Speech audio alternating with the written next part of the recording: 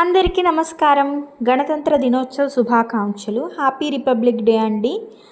ఈరోజు మనం republic day సందర్భంగా ఒక చిన్న ముగ్గుని మధ్యలో మన భారతదేశం జెండా యొక్క గుర్తును వేసి దాని చుట్టూ చక్కగా అలంకరించాము. మీరు కూడా ఇలాంటి చిన్న ముగ్గుని ట్రై చేయండి.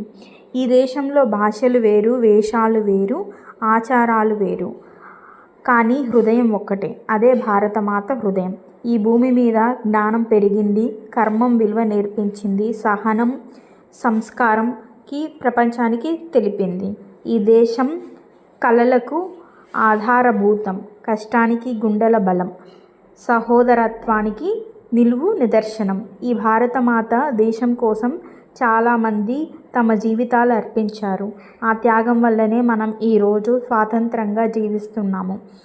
భారతమాత అంటే కేవలం భూమి కాదు, ఆమె ఒక భావన, ఆమె ఒక గర్వం, ఆమె ఒక ఆత్మ. ఈ దేశం నుంచి వెళ్ళిన భారతీయుడు కూడా ఎక్కడున్నా సరే తన మాటల్లో, తన పనుల్లో, తన నడకలో భారతీయత్వాన్ని చూపిస్తాడు. ఎందుకంటే భారతమాత అంటే ఐక్యం, త్యాగం, సంస్కృతి, సహనం. మన కర్తవ్యం ఏంటంటే ఈ దేశాన్ని ప్రేమించడం, ఈ సమాజాన్ని గౌరవించటం, ఈ దేశం కోసం మనం ఏం చేయగలమో అది చేయటం. అప్పుడే మనం నిజంగా భారతమాత పిల్లలం అవుతాము. మీరు కూడా ఇవన్నీ పాటిస్తూ మనము గణతంత్ర దినోత్సవం, మన రాజ్యాంగాన్ని రూపుదిద్దుకొని మనం స్వతంత్రంగా ఏర్పడ్డది రోజు గణతంత్ర దినోత్సవం.